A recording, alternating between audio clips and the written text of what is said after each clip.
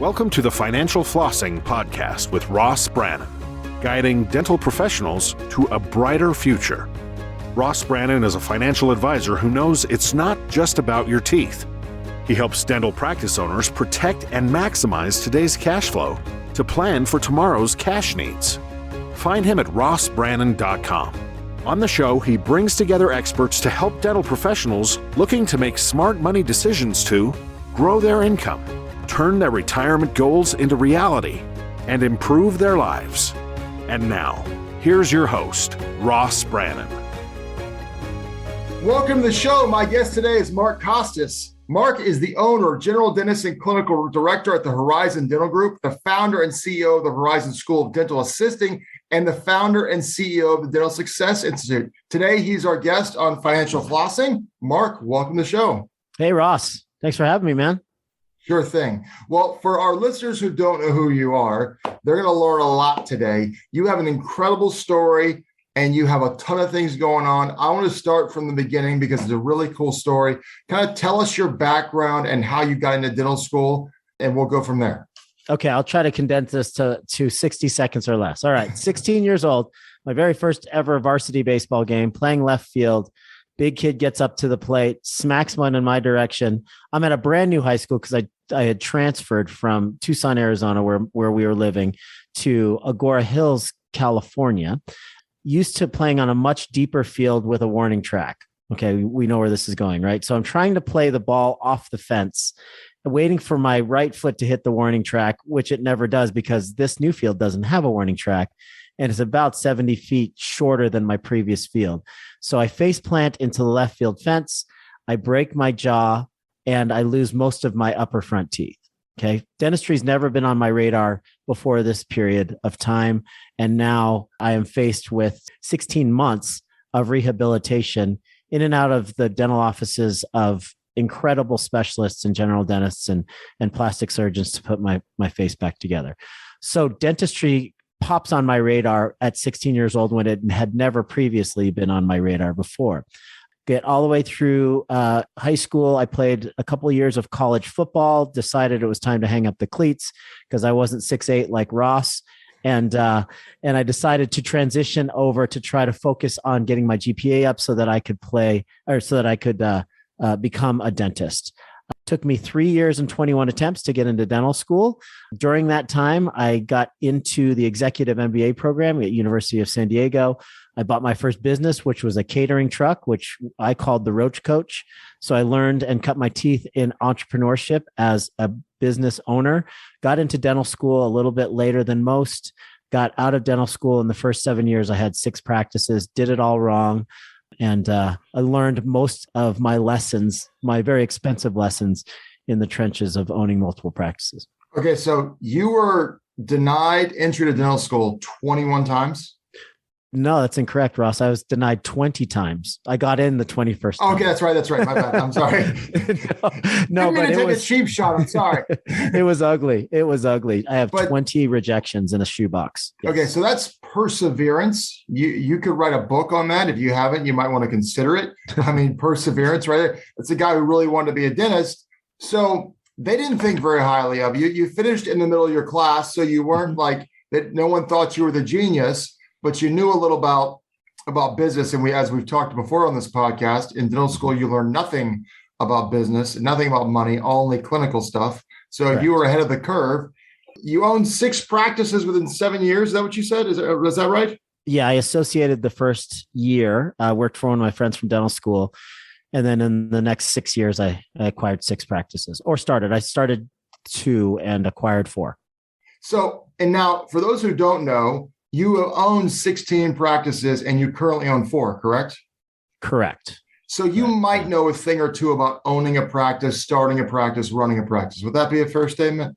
I think a little bit. I can't take too much credit because I've done a lot of stuff wrong, but you figure it out after the 10th time. I mean, you'd have to be pretty dense not to figure a lot of the big lessons out. So let's talk about, the process of buying and selling practices or what that whole scenario was like, because I know there was some personal things that kind of fell in there as well. And then what are the lessons you're learning? Yeah, well, I mean, One of the cool things that we have in our corner for dentistry is that we have a sellable asset once we own a dental practice. And you've worked with physicians before, Ross, and I know that you've seen probably in your career a huge shift from a lot more owner physicians to those physicians that are now owned by a hospital or a large group. So the vast majority of physicians nowadays, 80% plus, are W-2 employees. In dentistry, 85% of dentists actually own their own business, right? So 15%-ish don't. So what I will tell you about dentistry is if you are in healthcare, we have picked the right sub-profession of medical care. And I will tell you that if you do it correctly, it can be a very good, quote unquote, positive income stream if you have multiple practices, meaning that you will always need to pay attention to the business. But if you have a good organizational chart and good people on your executive team, you can run practices and spend 20 to 25% of profit from each of these practices that you own. When you're done with building them and it's time to hand the keys over to the next generation, you will have a good sellable asset. And depending on how much your EBITDA is, how much your profitability is, you can get 4 to 8 times, that EBITDA number when you sell to the next generation or private equity or DSO, however it is that you want to transition out of the profession. So that's what I've learned. And that is the beauty of dentistry and people that take the time to become business savvy and more sophisticated when it comes to being able to track a dollar through the dental practice, have a nice tangible asset at the end of all of it. So we were talking offline before, and you're talking a little bit about the personal side of kind of, you almost had to, and this is my words, not your words, almost had to kind of restart your career after you had these 6 practices. You kind of had to make some changes in your life and then kind of start over after you sold those practices. Could you talk a little bit about, that experience, owning those 6 practices, realizing where you were a little off kilter and what changes you had to make? Yeah, when I was 15 years old, I made a deal to myself. I said, by the time I'm 35, which I thought was going to be near my deathbed, because when you're 15 years old, you think that 35-year-olds are senior citizens. But I made a deal to myself. I said, by the time I am 35 years old in 20 years, this is before I knew that I was going to be a dentist, I'm going to be netting $1 million. I'm going to have $1 million in the bank. So there's 2 different ways that I could be a millionaire. I could be a net worth millionaire, and I could be, an income millionaire. And I said I would be both by the time I was 35 years old. Lo and behold, I accomplished that. And I kept that goal in the back of my mind as kind of what success looked like to me as a young, naive 15-year-old. When I was 35 years old, I had owned my 6th dental practice, and I accomplished my goal. I was making $1 million a year, netting $1 million a year, and I had more than $1 million in the bank account. However, to do that, I was the proud owner of 6 successful dental practices. I was working 80-hour weeks. I didn't recognize that it was impossible that it was necessary rather to build a good organizational chart and to have a good executive team that was running the business for me. I was the pom-pom, right? My organizational chart was every single person had direct access to me. So if Susie and Mary were fighting about, the hygiene schedule, I would get a telephone call. If somebody wanted to take vacation, I would get a telephone call. If there was a remake on a crown and the patient was aggravated, I would get a telephone call. So I was very, very near to burnout. I was extremely stressed out. My primary relationship was on the rocks. I was never seeing my 3 young boys. This was no way to live a life. And so I said, you know what? I don't care if I'm quote unquote financially successful. The rest of my life is falling apart. So I sold 4 of the practices. They sold immediately. We did well. I had a little bit of a cushion, and I went about restructuring everything about my life. The way we teach it now inside our mastermind group, inside my private coaching group, is we call it the 4 futures. I didn't have a name for it back then, but I knew that I had to master certain aspects of my life. My mindfulness, my ability to handle stress, my meaning, which was my personal relationships and my legacy, my muscle, which was my personal fitness and the fuel that I put into my body, my vibrancy, my sleep patterns, and then intentionally last was the money quadrant. So if you master all those other three quadrants first, the money stuff comes pretty easy and with a lot more fulfillment. So when did the Dental Success Institute come to be in relation to this timeline? Yeah, so I started that 10 years ago now. So that was 5 years into my dental practice, multiple practice ownership journey, when I started getting asked to speak on stages, and we eventually created our own coaching company. After that, a year after that, I started the Dentalpreneur podcast, which opened up countless doors. We're on 6 million downloads and almost 450 episodes now since 2015. And we've since created another company called the Dental Success Network, which is 1,100 dentists. And we have a really, really vibrant culture within the Dental Success Institute, which is my private coaching group of about 200, and the Dental Success Network. We work a lot about overhead and just general balance in life. So you obviously have learned a lot yourself through owning 16 practices over time. But when you coach people, it's like an exponential growth of knowledge, because you're seeing you have 200 people you coach, they own one or multiple practices. So you're seeing the challenges that they have. And so it's almost like giving you exponential growth in your wisdom. What are the things that you're teaching that people and that your coaches are teaching that you guys are learning, and the value that is being brought to the people in the mastermind? Yeah. So I alluded to it earlier, but it's really how a dollar flows through your practice, right? That it's interesting. And I will tell you this as somebody that had gone through an MBA program, I wasn't great at reading financial reports, and I wasn't super savvy when it came to business. And that definitely is the case for most dentists out there. They don't know how to read financial reports. They don't know the difference between overhead and profit. They don't know, really, really the basics of business, the categorizations when you're looking at a P&L, variable versus fixed expenses. So first and foremost, we do a bunch of baselining to figure out what your knowledge base is. And then we get your knowledge base up to snuff.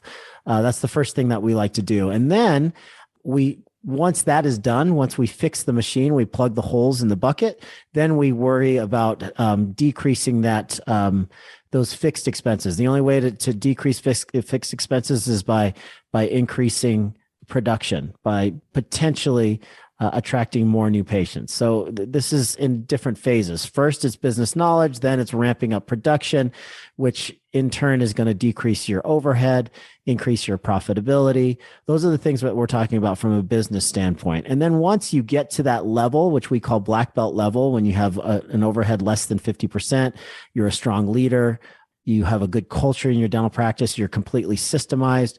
Then we talk about potentially expanding the practice to a larger size, maybe by adding operatories, and then potentially scaling to multiple locations. But in that order, if you get out of that order, which is one of the huge mistakes that I've made, that's when bad things happen. Talk about the importance of leadership as a practice owner, how big of a deal that is. Yeah, leadership is this like nebulous thing that it's very difficult to define, very, very quickly and concisely. I believe leadership when it comes to owning a dental practice is just being crystal clear with your expectations, making sure that you are very, very accurate and concise about what your vision for the practice looks like, and to hold people accountable for what success looks like in their position and how they can contribute to the overall vision. And you mentioned a few moments ago about managing overhead. It's funny, when I talk with people, I'll say, what does it cost you to live every month? And 90% of the people I talk to have no idea what it costs them, their personal household to live. Personal overhead, yeah. Personal overhead, their burn rate, as I call it. They have no idea what it costs, 90% of people. It's even worse in the business world because, you run personal expenses through the business sometimes. You got someone who really doesn't care because it's not their money making purchasing decisions sometimes. So how big of an issue is that? Oh, it's huge, man. It's huge. So when we're talking about variable expenses, we're talking about a couple things, right? We're talking about dental supplies. We're talking about lab and we're talking about office supplies, just a small handful of things that go into variable expenses, you'd be surprised at how badly people could screw that up. So if you're looking at 11% for the two biggest variable expenses of the total revenue being, dental supplies and lab work, we see people that are 25, 30% of their total that's going to these two line items on variable expenses. We have people come to us for consultations that have 115% overhead.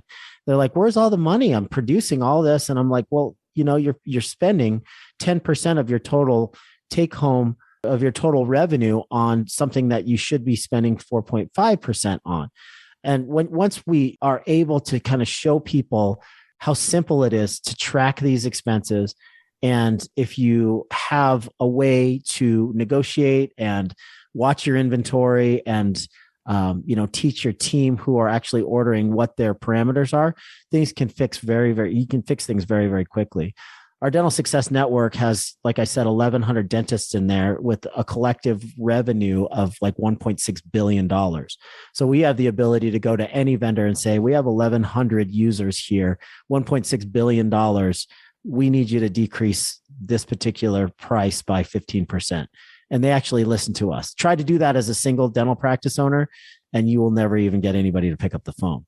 So part of the network is purchasing power. It's almost a buying group. Yeah, it's one of our three legs of our three-legged stool. It's a buying group. It's an online community, which is a very vibrant community. And we have continuing education as well. We have a library of continuing education. That's fantastic. So, and a lot of this on the overhead, some of it's just ignorance. People don't know. Some of it's also people just being a little bit lazy, and it takes effort. And some people don't want to get in the weeds on that. It's like, oh, I'm not wired that way. I'm not an accountant, or I'm not an accountant minded. I don't, but it's like, well, it doesn't really matter if you are or you're not. You're a business owner. You've got to be. Yeah, it's true. We are physicians of the oral cavity. We're clinicians. We're very, very pragmatic and left brain thinkers. And what we're comfortable doing, what we've been doing our whole careers all through dental school, is learning how to do clinical dentistry. So we come up with a business problem. We try to solve it with a clinical solution, right? There's no money in the bank at the end of the month. I need to produce more, and I need to learn how to do all on X and do $50,000 implant cases. Well, that's great. But first, let's fix the holes in the bucket, because if you're going to continue to pour more water into this bucket and the water's going all over the place, leaking all over the place, it's fruitless. It does not make sense to increase the production before you fix the machine. Well, you mentioned a few minutes ago, you were talking about the process, get the house in order. Once the house is in order, then try and get new patients in, grow the practice. How many people go straight to throwing money at marketing to try and grow the practice because they think that's the solution versus taking care of the other stuff? Yeah, unfortunately, the dental consultant world is filled with people that have never sat on the right side on a dental school as a clinician and tried to run a practice and tried to be the HR manager and the marketing manager and all of that stuff. So a lot of times you'll have, say, a marketer or somebody that was maybe an assistant before, or maybe a previous office manager that comes in, and they have a limited understanding and a limited skill set of what's happening in a dental practice. So they'll take their hammer and the whole world is a nail. So if they happen to be a marketer, the answer to all of your practice woes is to learn how to get more new patients. And we see this over and over again, where these consultants are saying, I will fix your practice. You need more new patients. You need to triple your revenue in order to justify your overhead. And it's like, they don't even use the word overhead because they don't understand it. But you have to understand the basics of business before you prescribe anything as far as trying to fix a dental practice. It is interesting. It does seem that there are literally 1 million different dental marketers out there, and they're like sharks swimming in the water. And the solution is just and by the way, some of these guys are not cheap at all. No. And golly, I've seen them at, 5 figures a month just to engage them. And, there's no guarantees, and it's just marketing. It's just like, okay. Yeah. And those are the guys that the marketers that I love are the ones that are like, okay, here is your actual analytics. For every dollar that you spend, we want $3 coming back. And here's how you're doing as far as that goes. So they have a report card every month, not just a bill, right? Their report card is, here's how many clicks you got for this particular keyword. Here is the ROI on this particular ad spend. This media in this particular community is working when this one isn't. So it's not like a boilerplate, like, oh, well, these things just take time. You need to spend $16,000 for 3 more months for us to tell whether or not this ad campaign is actually going to work. And you look up and you're $50,000 in the hole, and you're actually worse off than before working with this consultant or agency. So there's obviously a place for marketing if you're dealing with the right type of marketers in the right timing of improving your practice. Absolutely. 100%. I think we all need help with because we're not marketers either, but we have to do it in the right order, and we have to be able to audit anything that you're doing in your dental practice. You have to be able to track, right? What are the results? So does the Dental Success Institute do marketing? No, we don't do marketing. We have lots of great partnerships with awesome marketers that do it the right way, that track ROI, that are totally transparent about the results that they are actually getting you, and making sure that your ad spend is coincident with a decent return. What we do is we work on people becoming more sophisticated business owners, to understand business better, to become more profitable, to be able to decrease overhead without sacrificing all the other 3 quadrants of your life. Well, and this is where, I mentioned this to you earlier, and I've said this no less than a dozen times in this podcast. I have a ton of dental clients. It's why I have this podcast, is to communicate to the people out there. But we have 2 ends of the spectrum. We have people who own a practice, but they basically own a job. They make a good living. And then you have business owners who happen to be dentists, and they make a ridiculous living. And then, of course, you got everyone in between. Who is the ideal client or dentist for the Dental Success Institute, and what's the process of becoming a part of that, and the steps that they go through? Well, thanks for asking that question. I think the ideal person is somebody that seeks knowledge. We have people that are struggling to get to their first $1 million in revenue, and we also have coaches and clients. We call them members. I hate the word client, but we have members that own 8 practices and that are going to peak out at $30 million this year, and everybody in between. So anybody that seeks to find their full potential in business and in life is a good fit. Now, somebody that feels good because they stroke a big check and they get that rush of adrenaline, and they feel good because they're doing something towards your practice, but then they never schedule a coaching call, and they never submit their numbers for our financial analysts to do their monthly reporting, or they don't show up to any of our live events. They never meet any of the other people in their community, which is a huge part of what we do that separates us from other consultants. Is we actually put people in a room together, and we leverage the wisdom of the room. And so it's not just me saying, here's what I learned over 16 practices. I have a relatively small sample size, but you put 200 people in there, and you have the ability to answer any question in dentistry, and the accountability to get people to actually take action. So people that are action takers, people that are humble, and people that are trying to find their full potential, that's our ideal member. Well, it's so interesting because if you talk about, obviously Robert Kiyosaki, his book, Cash Flow Quadrants, is a phenomenal book. And he talks about the 4 different ways you're paid, from employee to basically self-employed to business owner investor. And basically it sounds to me like, when you own your own practice, you're a small business and you have an incredible opportunity to turn that into a revenue generating machine. But unfortunately, due to the lack of training and the lack of knowledge, many people are stuck in the self-employed, or as I call it, the owning a job scenario. And Dental Success Institute is like, hey, let's train you. Let's give you an MBA, a dental MBA, if you will, so you can learn how to be a business owner, and you can have work-life balance, and make a great income, and be present with your family. And it's literally a win-win-win all the way around is what it sounds like. Yeah, I love Robert. Robert's been on the podcast. I've interviewed Robert And that's exactly what we talked about. We talked about Rich Dad, Poor Dad and Cash Flow Quadrant and the difference between, self-employed and a business owner. I've also had Tom Wheelwright, who's his accountant, and wrote Tax Free Wealth on the podcast as well. He's spoken at one of my live events. And those guys, they speak the same way about business that I think. And that is, hey, listen, you don't want to own a job, as you said, Ross. You want to be a business owner. That doesn't mean that you have to stop spinning the handpiece. That just means that the business is structured the right way. And for the time that you're putting into it, you're actually getting what you should be getting for the effort that you're putting into it. For instance, I bump into a lot of dental practice owners that hover. The average dental practice has an overhead of 68 to 72%.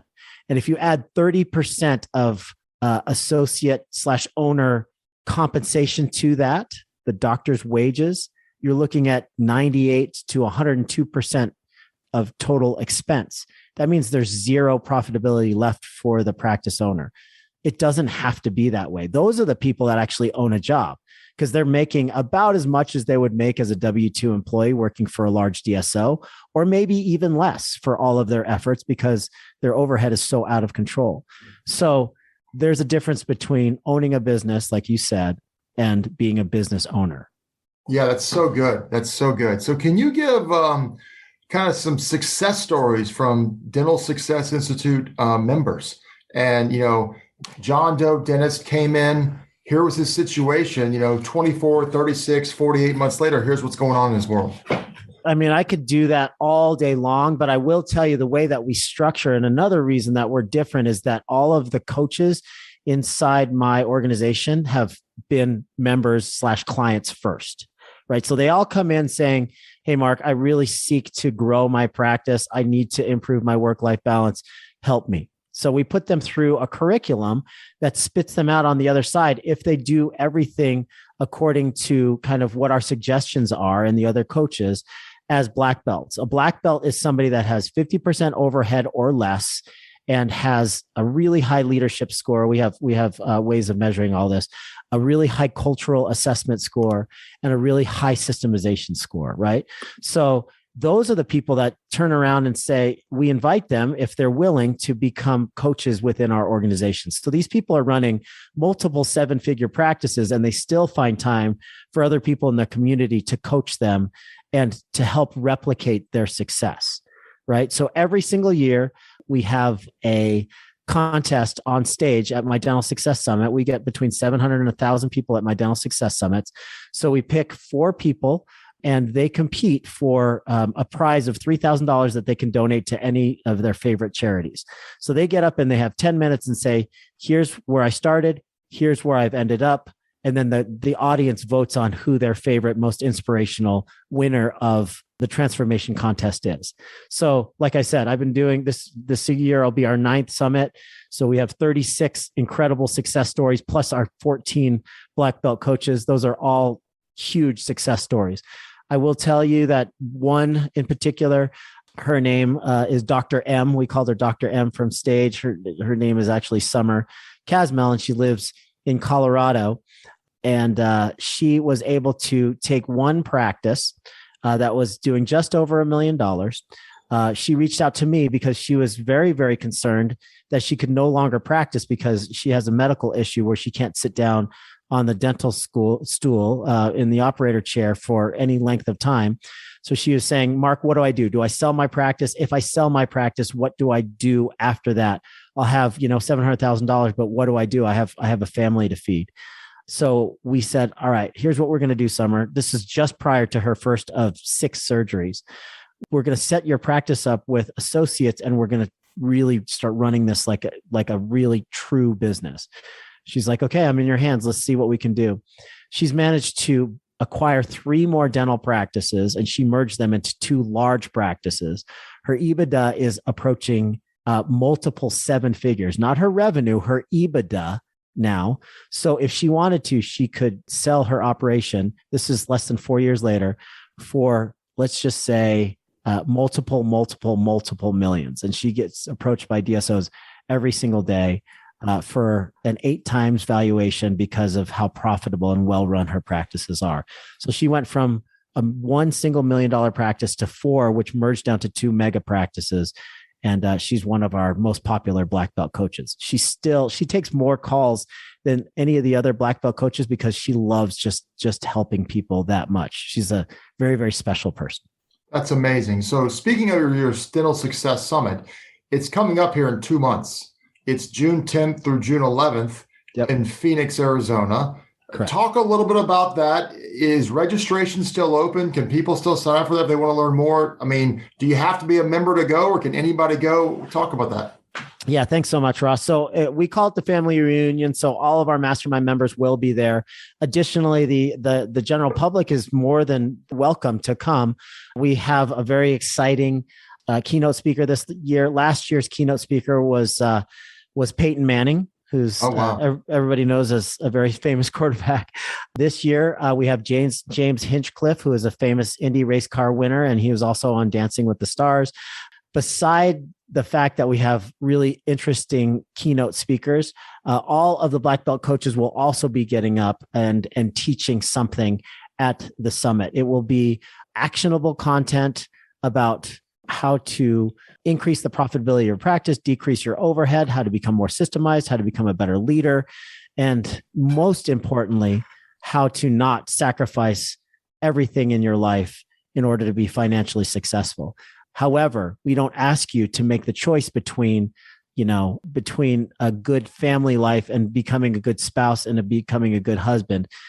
We show you how to do it all, to have it all, to have all of the great personal, fulfilling relationships in your life, and to also have a very, very successful business at the same time. That sounds awesome.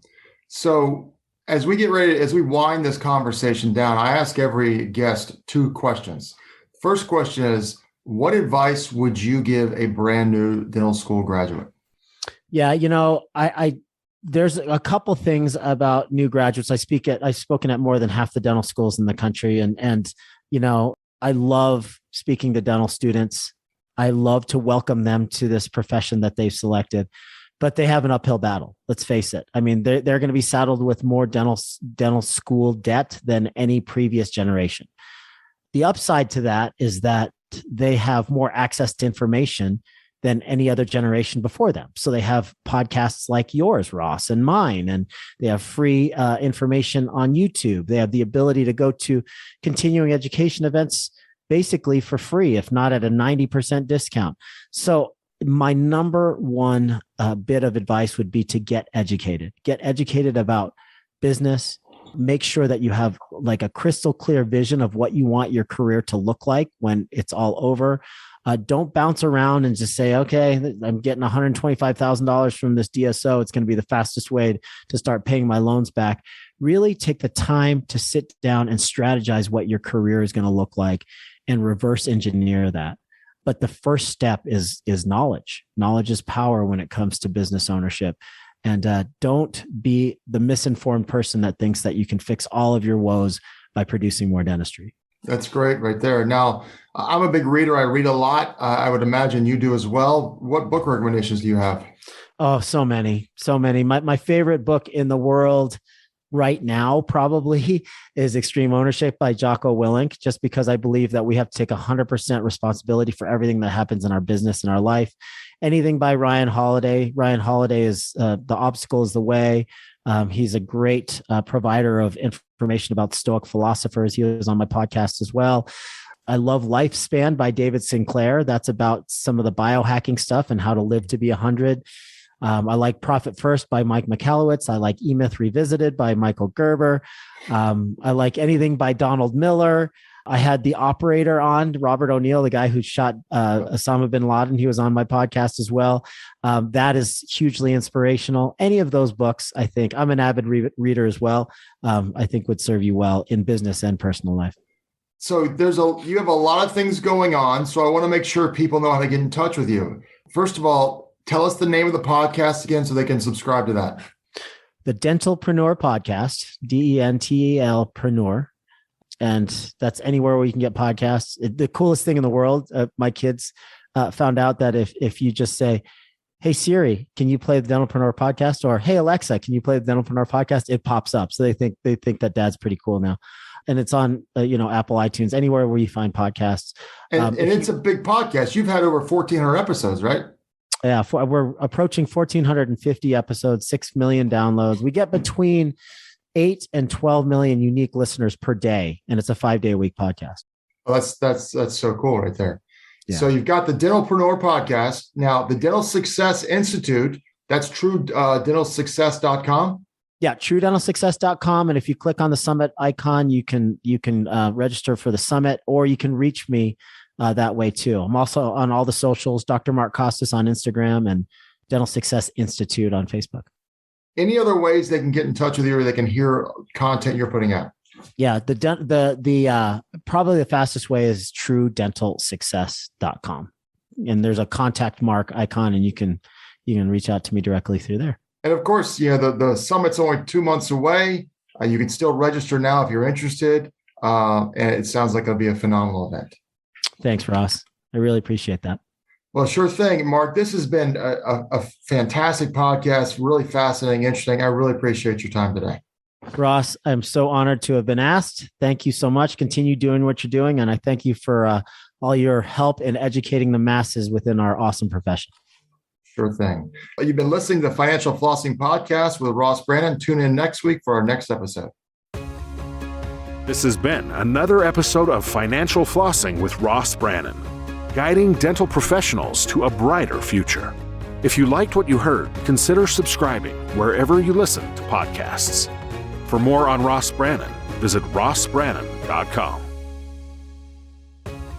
Registered representative and financial advisor of Park Avenue Securities, LLC, PAS, OSJ, 3664 Coolidge Court, Tallahassee, Florida, 32311, 850-562-9075. Securities products and advisory services offered through PAS, member FINRA SIPC. Financial representative of the Guardian Life Insurance Company of America, Guardian, New York, New York. PAS is a wholly owned subsidiary of Guardian. North Florida Financial is not an affiliate or subsidiary of PAS or Guardian. California Insurance License Number 0L10073. Arkansas Insurance License Number 161-39032. 2021 119535. Expires 423. That last part can also say 2021 119535. Expiration April 2023.